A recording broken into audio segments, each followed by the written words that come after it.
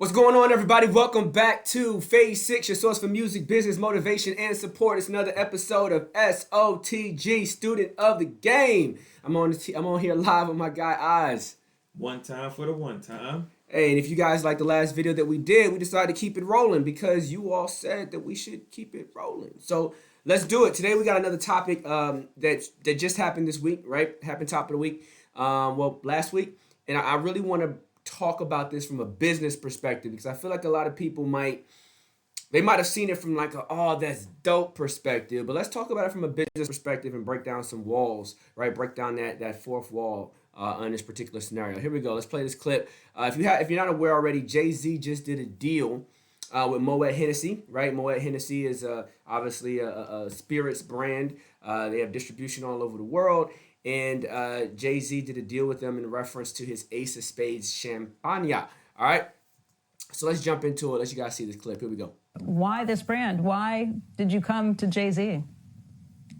Well, this brand is in the field of prestige champagnes, which is a very attractive category, in which we have already several brands like Dom Pérignon or Krug.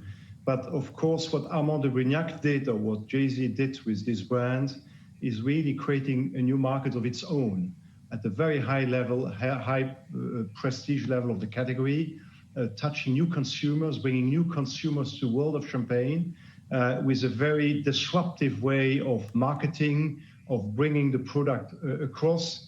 And that brand became a huge success. And we have been observing it for the last few years. And so when, thanks to the relationship between Alexandre Arnault and Jay-Z, I was invited to these discussions. I mean, it was very exciting to us to enter this world, partner, and what we felt we could bring to the brand, which is already very successful, is the sheer power of our international distribution network, which really can, ranging from Asia to Europe and North America and Latin America and Africa, can really bring that brand further up from its current place where it's already very, very successful to even higher levels in the future. Boom, let's pause it there. Let's pause it there and have this conversation. No, we can play and pause this thing throughout. We can do that. No. I think that's going to be the energy going forward. Yeah, that's probably going to be that. Seriously, because that was a lot of nuggets. So let's talk about it, right? If you're looking at the situation, right? A lot of people look at these deals that music moguls do. Someone like a Jay, who's kind of the example of what you can do outside of entertainment and how you can create wealth for yourself. True. They look at this and they think that it's just the hip-hop brand or, if you get really successful, you can make these things happen. But there are some business principles that are big. Also, there's a narrative that's happening right now in entertainment where people are saying that, you got to be 100% independent. You got to do everything by yourself. Joe Budden went in on Charlemagne for wanting to do the deal with iHeartRadio instead of staying independent the way that he is, right? You have all this language and all these conversations happening right now in the space, and I don't think everyone understands, like, strategically, what's happening, how to scale, how to build businesses, because in business, this is a regular thing to partner and work with other companies, right? So there's a couple things that stood out to me. Okay. All right, so as I'm watching the video clip, the first thing I noticed is that he says that we have been watching you for a while. Mm-hmm. Sometimes I feel like somebody's watching me. Listen. Yeah, that's it right there. That's a real thing. But that's the when you're doing the right thing. Right. Everybody's watching you. But they're not contacting. But no. They're not gonna say nothing. They're gonna sit back and watch because not saying anything at all. But no. That is the game. There are so many artists out here, and so many potential managers and executives that are like wondering, why is no one giving me a shot? Why is no one giving me a chance? Why is no one looking out for me? Because people are watching you to see what you can do. Yeah. And you got to realize that people are trying to figure out the handoff spot, right? It's like, I don't want to take it from you before you've established what it is. What it is, because then it's gonna melt in my hands. Right, because and we may not be aligned. I may not be able to pick it up and move it the way you're moving it, right? Definitely. Like organizations step in. So if your growth is like this, right? Yeah. You're gonna start to flatten out. An organization that's watching you wants to come in at that, like a lot of times either on the way up or the flatten out period. No, but see, all right, that is true. All right, give it to me. But see, the thing is, I'm looking at it like from what You can definitely do that. You Right. can definitely get into that situation where they're trying to get to this point and they're trying to flatten out. But a lot, it's just that they're hungry, but they are hungry for the end game.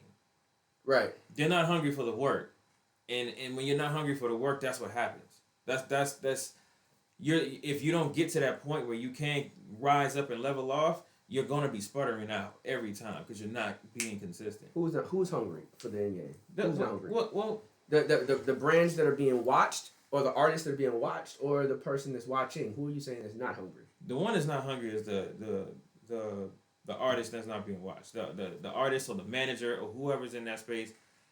The reason why they don't push as hard is because they're not as hungry as they should be.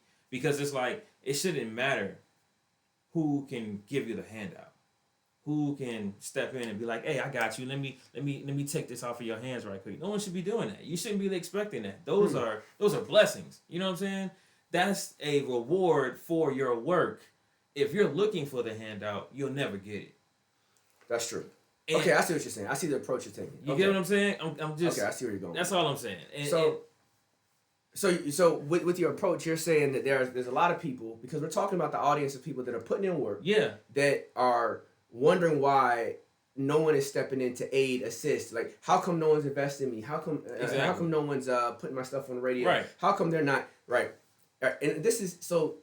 I think what they begin to learn is kind of what Jay had to learn over time in the game. Yeah. Is that there's a level of foundational work that you have to do on your own. That whole growth that we're talking about, there's a level that you have to handle 100% on your own. And listen, when you look at what this is basically like they're going in to be a 50-50 partnership. I just did the video on 50-50 deals with the record label. Right. Right? This is a very similar thing. He's seen this before, right? Yeah.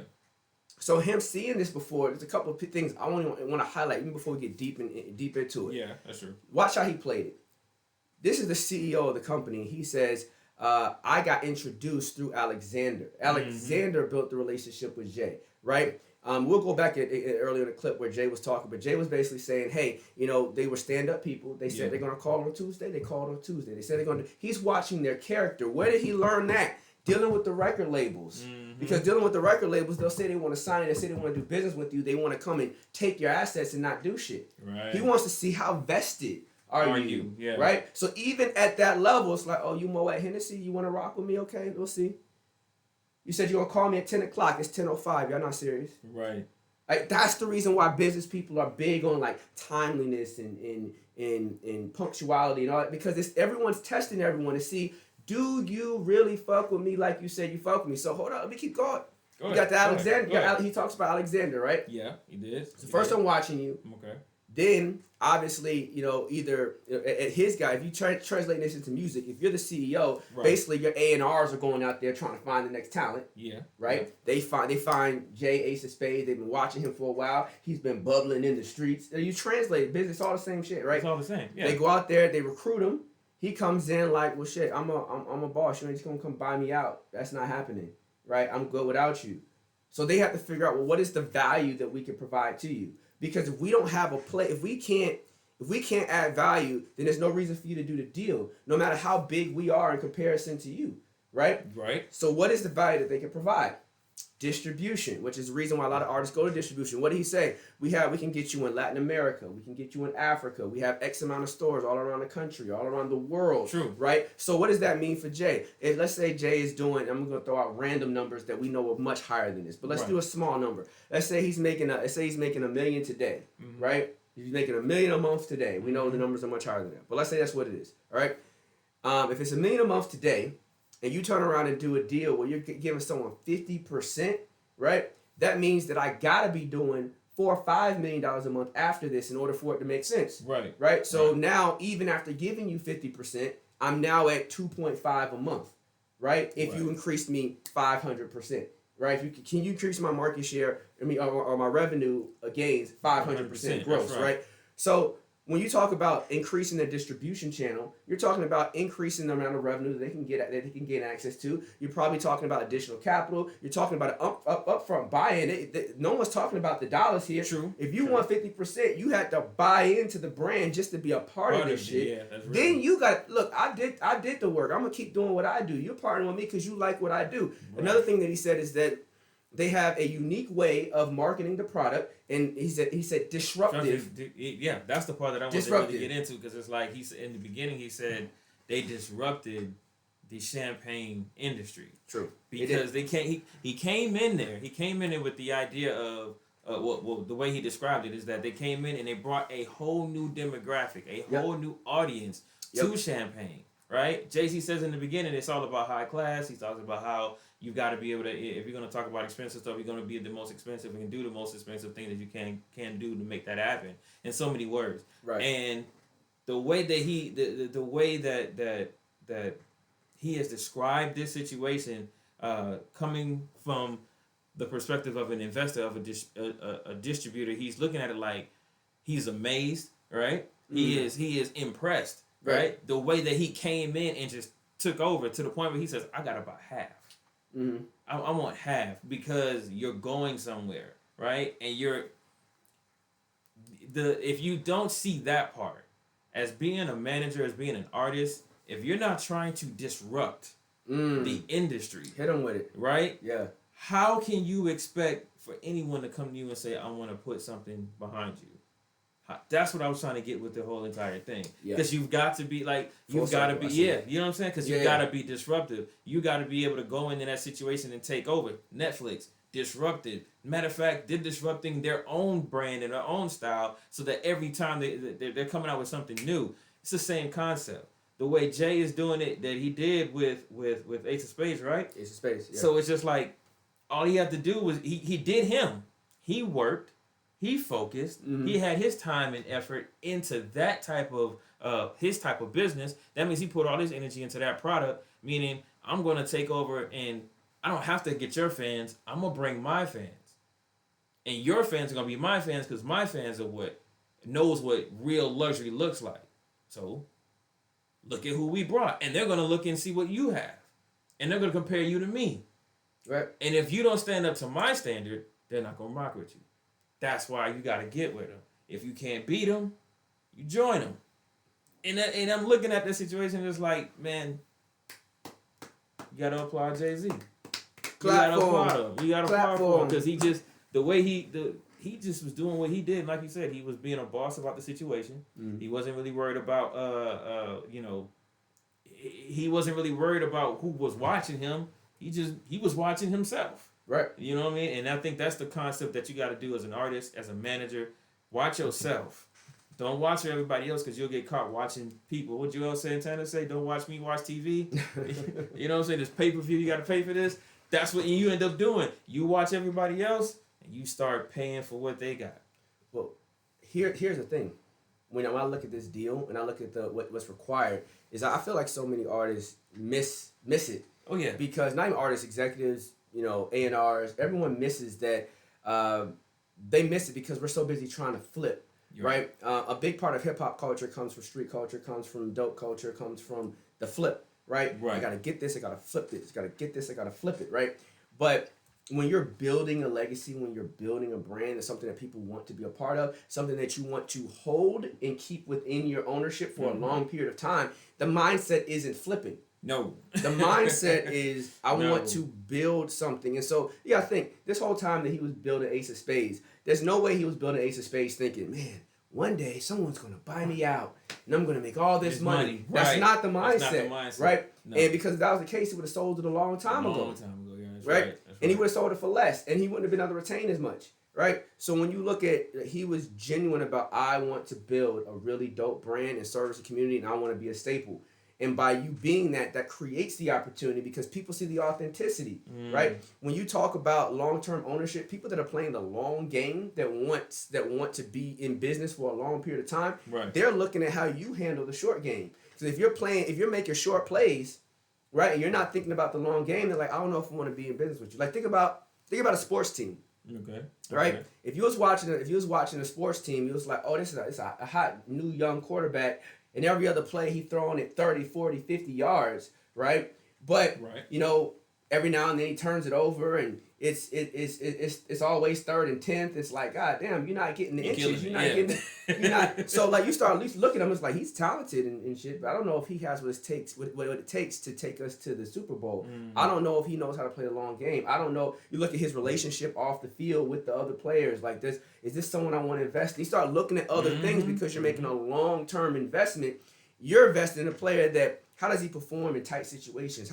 This is when people say they're watching you. This is what they're watching. We can all relate to sports because we all do it. We all debate at the barbershop. Yep. LeBron versus Mike, so-and-so versus this, who's the best? And we have all these little detailed things and we're watching them. And this is what bigger businesses are doing to you and your brand and what you're trying to do. They're sitting there comparing you to, status associated with greatness. So it's like, does LaMelo Ball have the potential to be the next great point guard in the NBA? Does he? Right, well, I'm looking at he's 19 years old. How is he going to evolve? Look at his intangibles. Oh, do you see that pass? Look, his jump shot's getting better. Like you're looking at all these details, and that's what's happening when people are watching you. This man said we've been watching the brand for a while. Right. They wanted to see how well my man was handling all the little intangible skills before they came in. And when they came in, here's the thing. When people want to do business with you, they don't want to buy you. No. Because when they buy you, they lose you. They lose you. They lose the person that drove the whole thing. You preaching over them. Listen, go ahead and give it to them. Listen, when people want to do business with you, right? They always want to partner with you. Unless you yourself are done with it and you're like, nah, you got to take it off my hands. And in that scenario, they'll turn around and say, well, listen, if we take this off your hands, I still need you to be involved for X amount of years. You have to deliver an X. They'll put you under this because they know they cannot do what you did. That's the reason why they're buying you. Yeah. Right. At the next level, people aren't trying to buy you, own you a cap. Right. And that goes back to that what I was talking about before. Right. If you're going here, right, and I keep doing these examples, if you're coming here and they catch you here before you do all this, oh, I'm gonna catch you. I'm a cap. This is what record labels do. I see your potential. I'm gonna catch you early, and I'm a cap. I'm gonna drain you of all the potential that you had. So this whole journey, when you doing all this, I'm making all the money because I bought it back here, right? And then when you fizzle out and fall apart, I'm gonna do the same thing with the next person, right? That's the flip mentality. But a person, I can see that. A person that's saying I want long-term success, they want to see you cross that barrier. They want to see you.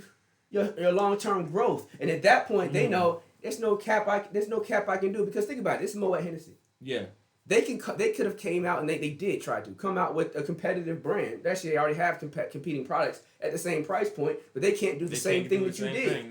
No. Right?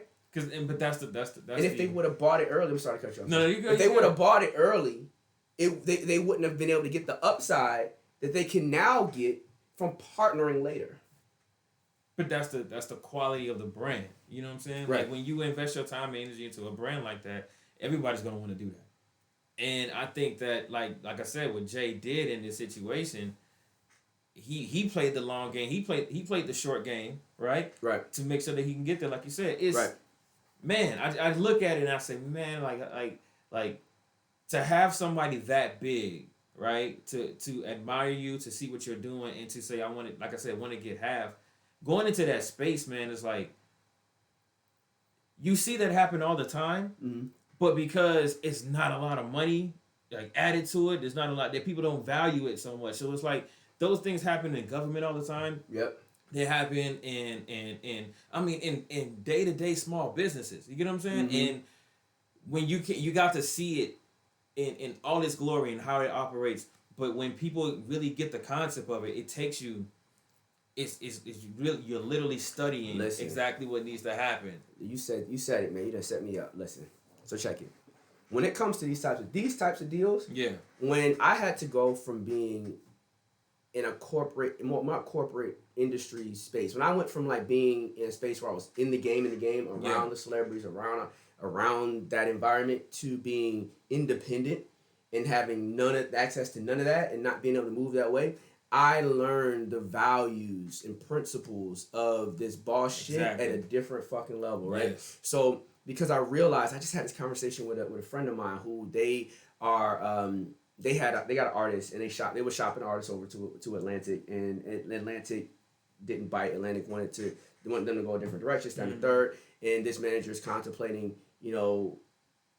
how do I go independent? What do I want to do independent? And we're having a conversation, and the manager, who I'm not going to say name, the manager basically was like, called me up having a whole moment, like, yo, I can't believe what's going on. Like, people aren't responding to me in the independent space the way they responded to me when I was working with all these celebrity artists, but they know me. And I was like, yeah, they know you. I said, but yo, you only as funky as your last cut. Your last cut. You know what I'm saying? And I was like, the moment you pull another celebrity artist, they're gonna be right back in the mix. Right. But I was like, listen, when I decided to go the independent route, I said I did parties, had my artists performing at a party, had 300 something people at the party, invited all my industry friends, and nobody showed up, not even you.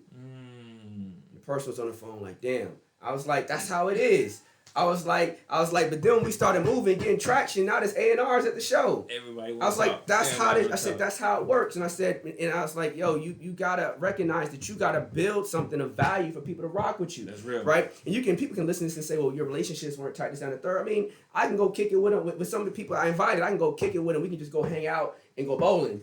But they wasn't trying to co-see this artist. Exactly. Right? Exactly. So let's put this in. So when you're looking at small deals and partnerships, what we were doing from an independent perspective is I wanted to do merchandising. And I wanted to do something unique.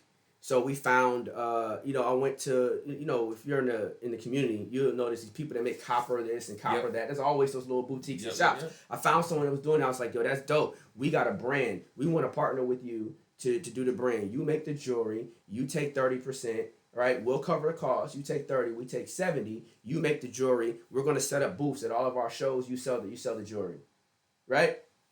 Same type is a deal. You win, I win, right? And you can sell your own stuff at our shop. I said you can sell your own stuff, but we have to work out like if it's our merchandise table, only like 20% of what's on the table can be your shit, stuff, right? And then we'll reverse the splits on your stuff. Right, so you can sell your stuff, but the majority of stuff on the table because our merchandise it's got our logo and all. It's got the copper earrings with the artist logo on it and all sorts of stuff. And like because the artist was an earthy type artist and it made sense with the brand. And this person wanted to grow, and then they're with us on shows. And every festival that person was trying to get into as a vendor that they couldn't get into, we were on the festival, so they had prime real estate and access. Right. It was a win-win deal. We gave them more distribution of their product. They gave us more. They gave us a product to sell.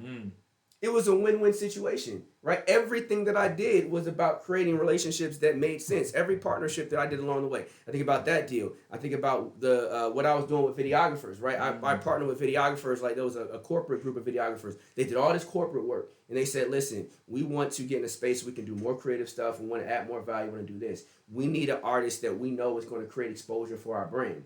Right, and I said, okay, perfect. Well, this is what we're doing. They said, also, we need creative ideas. We need stuff that's award-winning worthy. And I was like, all right, so that's the bar. So they're like, look, we'll shoot for free, but you got to do elaborate shit. So we got to be outside the mansion with the pool, with the this, the that. Bet, let's do it.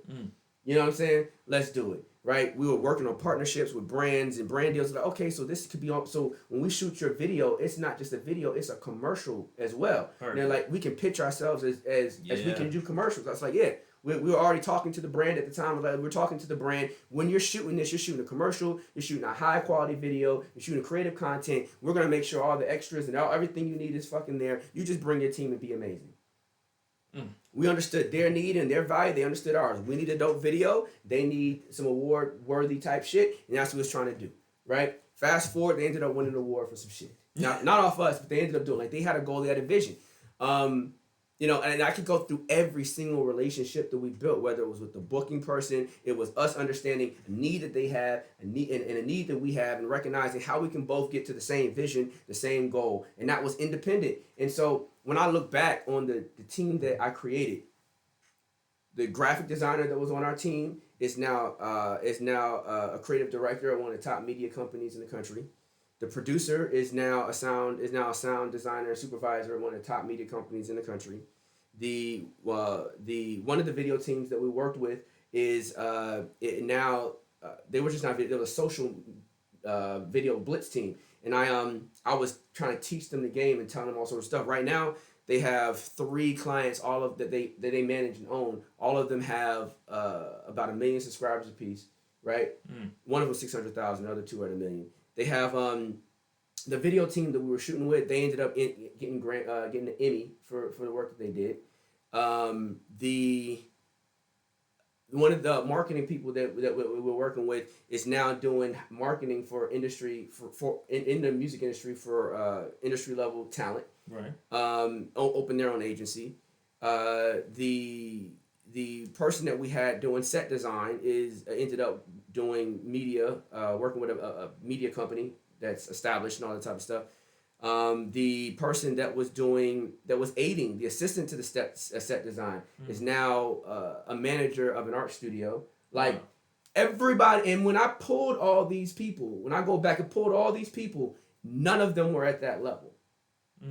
All of us were. It was seeing the potential in people, and I think we missed that. We missed it, and that was at the level that I was at.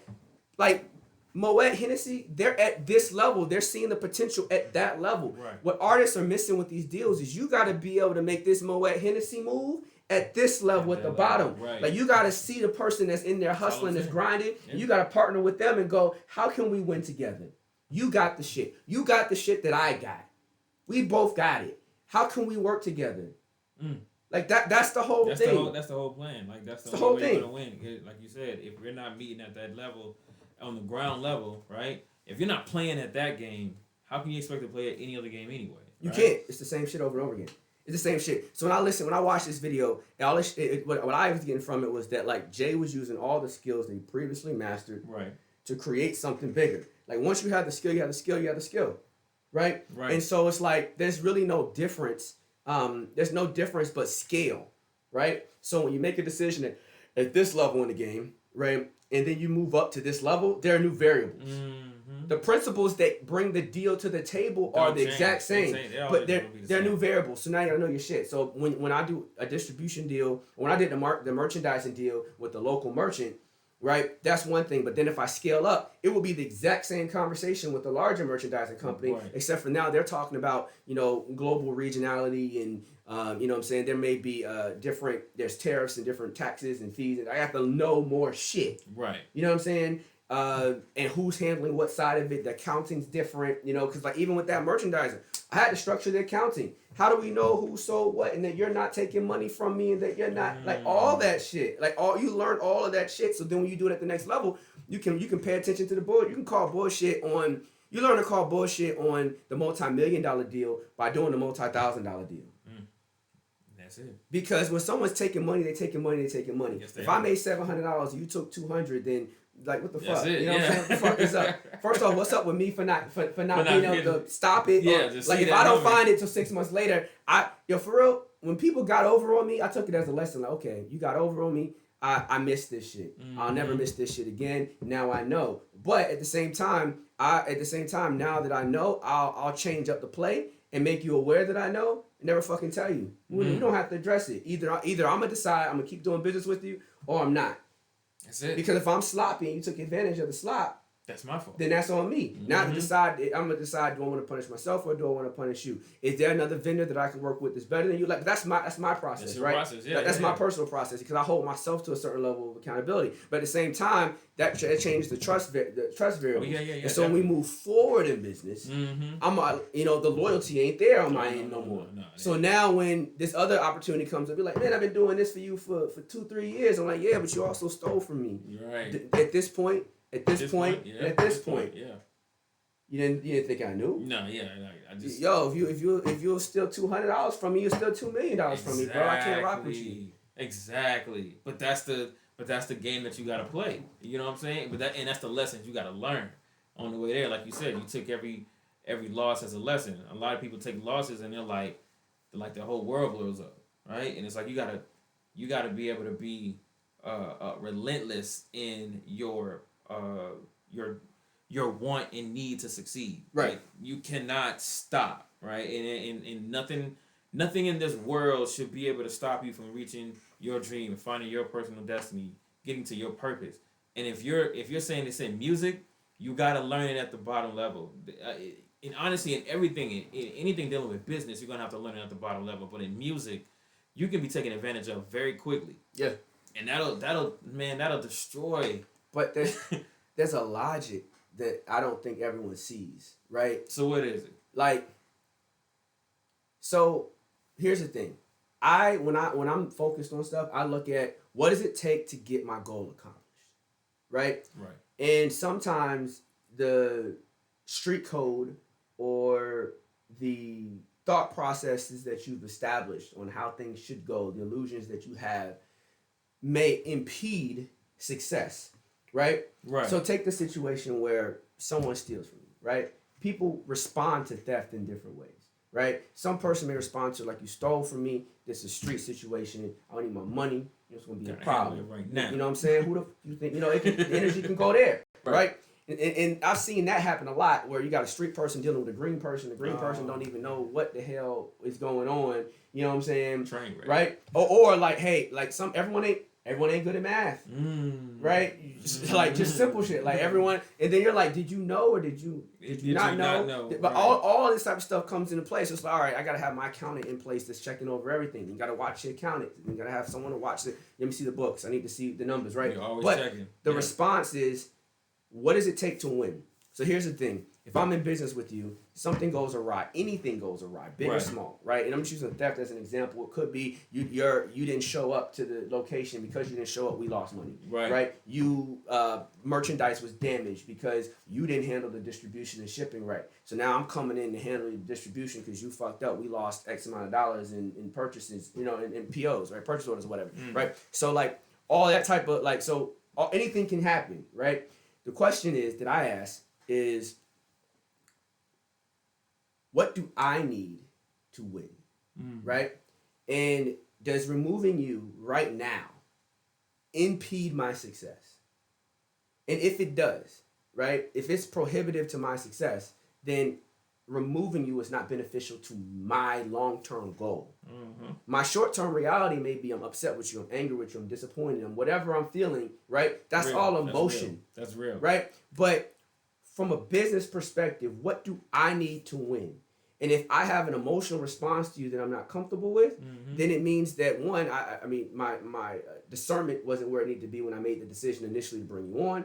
But then number two, I have to start reevaluating who I'm going to bring in. Think about a job, right? A job of any value. When a person provides very little value to you, I see where you're going. You can fire them on the spot because they don't have any value. There's nothing that they can do. You work at McDonald's, anyone can work at McDonald's. Right. You do this, anyone can do. But when you work in a space where you provide a lot of value to a company, right, and the things that you do are not replicatable, then are easily replicatable, then they have to say, all right, I know I'm going to fire you, but it may take me 6 to 7 months to find someone that can do what you can do. Right. However, I know I'm not keeping you. So we gonna smile and keep it going. But I'm looking for your replacement the whole time. Matter of fact, I might make you train your goddamn replacement. And that happens all right? time. That's the real fuck you right there. Right. Because I don't fuck with you. Right? But getting rid of you is prohibitive right to my success right now. Right now. And a lot of us don't make those types of decisions because emotions and a lack of foresight. Yeah, man. Right? Do you know where you're going? And it all goes back to all these basic principles. When I talk about these principles on the show, like, what is your vision? What is your goal? What is your strategy? What are you trying to accomplish? So many of us don't have these basic conversations. So we don't know. How can I decide whether or not to retain you or let you go if I don't even know where the fuck we going? But that's because people don't want to take that time. Like, if you know that, like you said, if you know that you're in a situation where you got to perform and you got to take your thing to the next level, right? And your boss or whoever's over you is expecting you to succeed in that thing and you don't, right? Of course, you have to make that, like, it makes logical sense to do that, but the emotion of having that thing that you put together and this person decides not to do their part and it crumbles, man. Like, you got to fight that feeling to be like, I got to be done with you. Like, no, you got to really, like you said, have that discernment. Is cutting you off now worth it?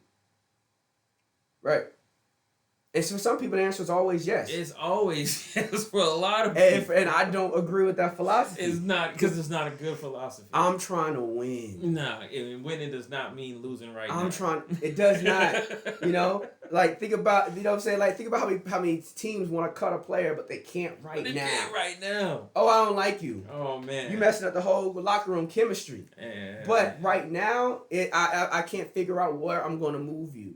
Right? Mm-hmm. Matter of fact, a person will give you in sports. A person will give you a raise just to move you because they know that they can't sell you at the current rate. Right.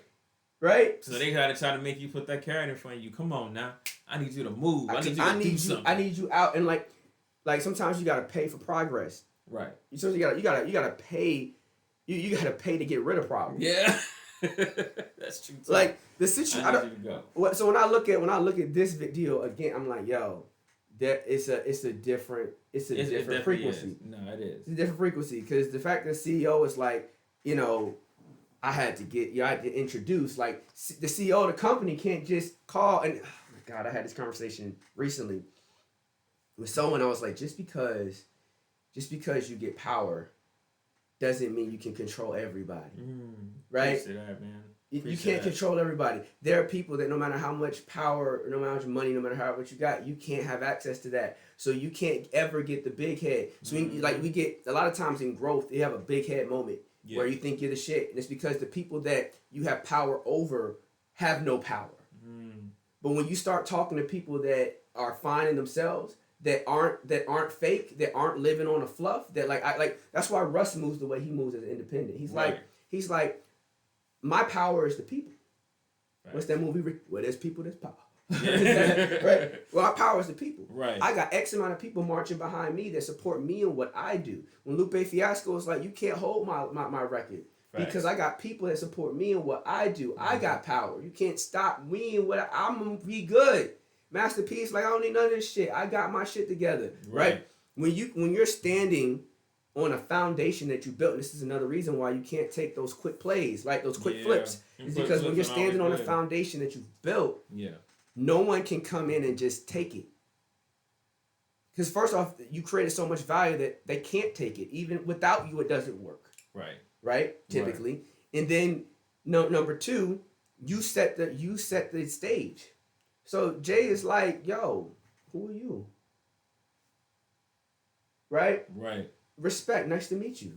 It's not even who are you on no bullshit. It's just like respect, nice to meet you. Like you got to meet me day one. Right. You're day one. You can't come in like, oh, we're Moet Hennessy. We want your product. Yeah, can't do that. Can't do that. That's really rude. You got to get to know me. You got to date. You got to date me. You got to date. You got to pay for this. You better fly me out. Yeah. Fly me out to Champagne to see how y'all do y'all champagne. Tell me, show me that I'm your equal. Right. You know what I'm saying? That's the conversation. That's really the conversation. Yeah. Build a real relationship. And then like early in the clip, if we go back early in the clip, he was talking about they took me to they came to the house, right? Right. Let's go back. I know that you are incredibly particular about how you do things. You talked about this with Title. You don't do things the easy way. You do things the way you think are going to have the best results. So why Moet? It just was aligned in our thinking and thoughts and, the way they care about products and creating products. When we built Armand from the ground up, we wanted to do things right. Integrity of it had to be right. The soil, of course, it had to be in Champagne because it can't be called Champagne unless it's from the region. Which a lot of people don't know. So, when we build luxury products, whether it be, from Rock Nation to Monogram to whatever we building luxury products. And see how he crossed. Moet Hennessy goes about it the same way. So we were aligned in our thoughts of with luxury, integrity and passion for the things that we build. And, when I met, it started with Alexander. We had conversations, and then Bernardo, they came to my house to have lunch in Los Angeles, my Los Angeles home. And maybe October of 2019. And, those conversations, escalated pretty quickly. I see these guys were men of their words. They say they're going to call you Thursday. It's Thursday. It just started out in a place of respect, and it built from there. It built pretty quickly. And there it is. Boom. That's like nothing he said was about money. Nope. Nothing he said was about distribution. Nope. Nothing he said was about expanding his brand. Everything that he said was about the relationship. First off, you dated me for 2 years. It's 2021. You dated me for 2 years, and that escalated quickly. Like a year and a half, but yeah. Yeah, but still, that it's escalated still quickly. a long time. Yeah, that escalated. And he, like you said, he said he's gonna call me on Thursday. Call me on Thursday. He came to my home. Right. When you look at some of the great stories of executives in the music industry and how they got certain artists, they flew out. Leor Cohen, for example, was known for being like, "Who is that? I'm going to see him. Plane ticket right now." And he would go to the middle of the hood of whatever trap you was in to come see you. And cats in the game be like, "I can't believe this Jewish guy is in this neighborhood, looking like $1 million. Could have got robbed on the way here." To see me. He knew what he was looking for. When QC wanted to sign Migos, they went out there to their house in the basement in Gwinnett County, sat in their basement and listened to their records. Like, I'm gonna come to you. That's a sign of interest, of intrigue. Like, I will fly to you because that's how much I value you. I am on your time. When do you want to meet? I am here. What do you want to do? I am there. Let's make it happen. I'm trying to win. Like, that's the energy, it's that boss energy shit, right? And give me a whole different perspective like that. Like, to see how, because I wonder how, like you said, it's a whole year and a half, right? Like, you're as the owner of Hennessy-Moet, now you realize that this conversation was already like a year and some change. It's like, oh, you gotta really. He's really putting that time and that effort to really get at him, and Jay is in that boss status as well, and he's like, all right, we'll talk, but I gotta know what you about, what you doing, like, do you really know this stuff, like you like I know this, because like that's that whole that war with mental swords. That's what you're trying to do. That's the whole purpose of it. We're talking about a brand, something that we love, something about an actual industry, to something that we are all playing in, and I understand this industry to be this. Teach me something that I don't know. Right. Or tell me how we're gonna get to where we want to go better, quicker. How are we going to get to where I want to go? It may not even be about speed. It's just like, how are we going to provide? He's talking about quality. Right. How are we going to provide quality products to the people? This is what I'm currently doing. How can I do this better? Because they both care. They both care. Like you said, that's the whole. That is the part about it. That's where the love comes in. Like, if you really care about that thing, and somebody else comes in and admires it and says, "Yo, I care about that too." Really show me that you care. This is my baby. Like, you want to adopt, you want to marry me and raise my child with me. There it is.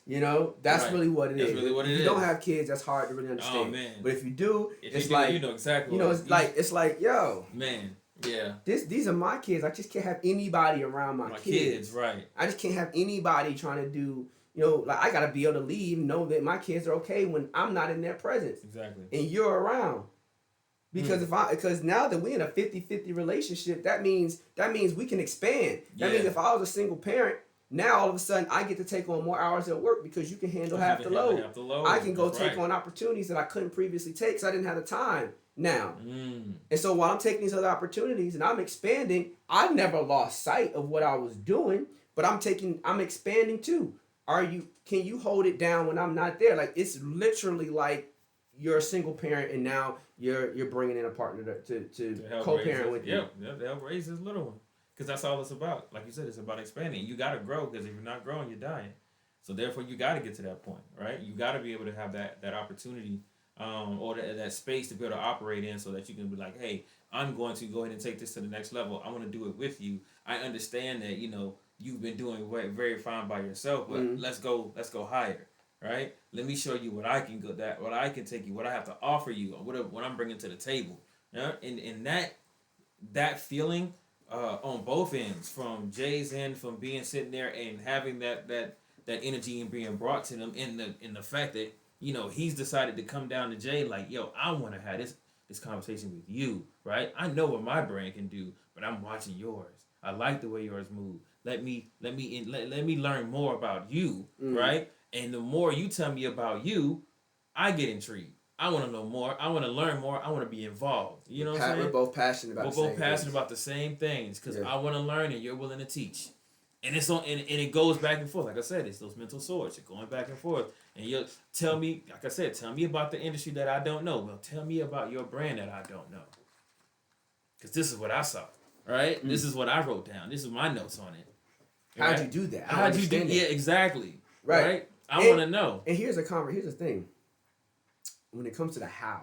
Yeah. So many people are scared to talk about the how or the idea because they're scared that someone's going to take their idea or someone is going to, listen to how they did it and try to do it the exact same way. You got to remember that everybody got an idea. Everyone can execute one. You can give a whole bunch of people the roadmap. Everyone won't make it to the end of the map. Oh, facts. Right? I can sit here right now and someone can come to me and say, sir, how do I win? Look at my brand. I can deep dive your brand. I can deep dive your product, your company, what you're going into. And I can say, these are the steps that you need to take. Yeah. Right? Yeah. Come back and visit that person in 2 years and realize that they skipped steps, they missed steps, they stopped doing steps. It's not about the how all the time. Like the how is important, right? That's why we want mentors, we want leaders, we want channels like this that people can tell you how, right? But if I told you how, would you do it? And then here's the thing: if I told you all the in-depth bullshit associated with how, I could tell you how for here is a 2-year plan, but the 10-year plan might make you say, "Fuck this shit." But see, oh, man, you know what I'm saying? Yeah. So it's it's like even when you're giving people information, people that have, and that's for everyone because the carrots right here keep you running. Yeah. When you realize the carrots all the way the fuck over there, you're like, man, shit, do I really want that carrot? There might be some other carrots somewhere closer. Right, because it got to be something a little bit closer. Something a little bit closer. But that's why you shouldn't be giving so much information at one time. Like when you're in for you should get as much information as you can. But when you're talking about, like you said, the how, like if someone told you how to live your life, would you live your life? You know what I'm saying? Because now it's a point of I don't want to live this life no more. You want to go do something else because it might be too much. Like you said, it's too much. If you're pouring in too much information into someone too early, you'll blow their mind, right? Because they're not ready. They can't hold all the information. That's why when you first meet somebody, imagine if they'd had this conversation, like you said, on day one. You can't do that. Because that's too much. That's too much. It's this is hard. Right. I don't want to do this anymore. No, because you made a personal visit business without really getting to personally know me. So it's like now you give me all this information. Guess what I'm gonna do? I'm going to fumble the ball. So even if you, like I said, if you'd asked 100, if you'd have told 100 people how to make it in this game, right? Guaranteed, the ones who win won't win the same. Oh yeah, everyone's gonna win different. Everybody's gonna win differently, and that's because, like you said, some people are skipping steps, some people are maybe following it to the T, some people are doing it to the T, but they're adding their own flair and adding more steps to it. Like everybody has a different process in how they operate in that space, and and the ones that don't get it, the ones that you give too much at one time and you blow their mind because you give them 10 years worth of work, and it was like it's got to be an easier way. Yeah, because that's too much. Yeah, the more you give, the more people want to cheat. The more people want to cheat. That's why it's like you got to drip. It's a short game. But here's the thing though. This is what I believe. This is why when you buy the content that I create or that we create, right? Or you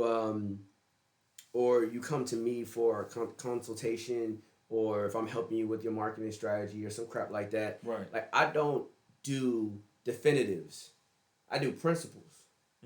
Because if I tell you a definitive, what happens is when you get in a situation, if it doesn't lay out the exact way I told you, then you won't know what to do. You won't know what to do. Right? Like, you have to I don't want to give you a play without teaching you what the fuck is happening on the field. Right? I'd rather give you the strategy of the game than to give you the play. I'll give you a couple plays, but you got to recognize that, if this happens, you got to move like this. If that happens, you got to move like this. Because the moment, everything is like, the moment you make a decision, boop, you end up with 4 more decisions. Yep. Then boop, boop, boop, boop. So after I've told you the first couple decisions, you're going to get to a point where there's more decisions. And the question is going to be, how do I make these decisions? You keep coming back to me over and over and over again. And you don't learn anything. Or you're going to have to, or you're right, it's principles. It's principles. And once you learn them, just like you said, if I gave 100 people the game, if I sat down and studied 100 different people and worked with 100 different people, right? The ones that win would be the ones that really process the intangible principles. Because if I was to take an artist on right now, right, I have the principles. I know what to do already. right? And what I did with the last act, I wouldn't do the same with this act, just because the principles would point me in another direction, right? I may not be at this venue, I may be at that venue. How do I decide which venue works best for this artist? The principles, right? I may work the record and spend my money in this direction versus that direction. And why did I make that decision? The principles. The principles, man. You know, like everything along the way will be based off of these decisions. And then, like, how do I know? Do I want to? Do I work with the artist that is a flip, right? Or do I work with the artist that is a long-term investment? Am I interested in flips? Do I want to flip at this stage of my career? I know different people that's all they want to do is flip. Like I've met, like, they're like definitely A&Rs in the game, right? That I'm even cool with. They're like, yo, I you know what I'm saying, if it's hot, got legs on it, I'm associate myself with it, get my check, keep it pushing. That's how I eat. I flip. Right? Artists are coming in like thinking they're gonna, you know, blow up, you know, and they may. But that person that they're doing the deal with has no influence over whether or not they blow up or not. Because that person has already created, you know, hey, I can get you this to this. That's all I do. Right? That's all I do. And then there's other, you know, and like, yo, what if this what you this what you want? This what you want? Okay, come in. Let's go. All right, boom. You got it. Let's go. And they sit there like, okay, now that I have it, I'm like, I don't know, that's what you want. They're gonna do what you. You gotta go do you. And I don't got nothing else for you. You got it. But I thought. No, I told you what I was gonna do. I did my part. Go do you. Go do you. Right? Go do you. That's what a lot of this game is. And a lot of that comes from the idea that people think that when I have this thing, that everything is just gonna work out. Oh man, no. And it happens to it's artists. And this is one of the reasons why artists get ripped off and almost have to in a lot of scenarios, because which is sad to say, but it's like artists will be detrimental to themselves. It's like a person that's a pure artist just really wants to be heard and get their story out. They normally have a chip on their shoulder. They're emotional. They've gone through some shit. They, you know, people always told them they couldn't do it. They never had it. They were ugly as a child. You know what I'm saying? Or they got some type of disposition in life where people didn't respect them. Or they're poor and they don't have no fucking money and they're trying to get out of this situation. You know what I'm saying? It's always some shit. Right. You know what I'm saying? And the artist is like, when I get there, this is going to go away. And what you realize is that when you get there, I laugh at all of that. I don't apologize at all for that. It gets amplified. No, I know, man. It gets amplified because you were insecure. Like, man, they said I'm ugly, but I'm gonna be the baddest chick in the game. And then you blow up, and there's like all 1 million people in your comments like, that bitch ugly. She ain't no Beyonce. And then, you know, but then there's another people. Oh no, don't say that. She's beautiful. But now you got to deal with your insecurity at scale. So many people talking with you. You know what I'm saying? Now and you thought you was gonna be happy. You was gonna be happy. No. Right? There's the artist that was like, man, I'm just trying to get some money, right? And the reason they want to get money is because they haven't had it. They were poor. They were going through some shit. They're tired of seeing their mama cry. Whatever it was they were going through, right? But then when they get the money, they realize it wasn't just it's money they wanted. It was freedom. It was happiness. And they realized they got all this money and it didn't give them none of that. They ain't got no real friends around them. They ain't got no real relationships. They sad because they can't find a wife or a husband or whatever. And they were like, damn, what I really wanted in life wasn't this. Nah. Right? That's not what I asked for, but it was. But it was. That's the point. And instead of asking for happiness and joy and whatever it is that you're looking for, you're asking for what you think is it's going to bring those things. Right. Instead of asking for other things. That's all it is. That's at the high level. They do the same thing. Bring it down. Bring that down. Mm-hmm. The record label. Oh, if I sign to you, you're going to do this. You're going to do that. You're going to do this and that. I just want to sign. Instead of saying, hey, can we do this and that and this and that and this and that? And they say, well, if you sign to me, it's okay. Now the signing, the deal is structured around this and that and this and that and this. Versus, can you sign me? I want to be signed. I want to get a deal. Because there's a difference between can you and will you. And there's also a difference between what happens once we cross that threshold. What is the relationship? Why am I gonna give you that much? Why am I? It's like a chick saying, I want to get married, and afterwards she's like, well, I also want kids. And we didn't talk about that. We didn't talk about that. We talked about marriage. So what do you mean? As we went. Yo, I'm 40 years old. I wasn't thinking about no kids at this point. I already got kids. That might be the dude's disposition. That's not what y'all agreed on. But how? She just assumed marriage came with kids. Right. That ain't how it works. It's not how. And artists do that all the time. Oh man. It is. I laughed earlier only because it's like they believe in the fairy tale sometimes. Because you get because we love fairy tales. Fairy tales are dope. You know what I mean? I just started Temptations the other day. Dope movie. Like you just even to it was made in 1998, y'all. Like still a great movie. Still a great movie. If you don't know, go watch it.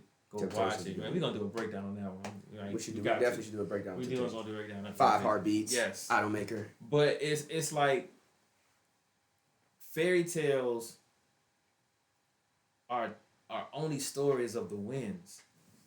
That's true. They only give you the you get that little bit of the valley right before they go up and take over. Well, I mean, 'cause that's how you got to tell a good story. Of course. So even from a PR perspective, like if I'm giving you advice, I'm gonna say, hey, you gotta go boom, boom, boom. Oh, like that's gotta be the story because it gets people excited, gets people engaged. But then in the end of the day, like don't be mad when this work comes along with it. Well, that's all I'm saying because it's like if I'm not trying to be judgy, right? Okay. I understand that artists, every artist has that feeling that they can make it, and you should. Every artist should have that feeling that you can make it, but you cannot think that you can make it just because you think you can make it. That's all I'm saying.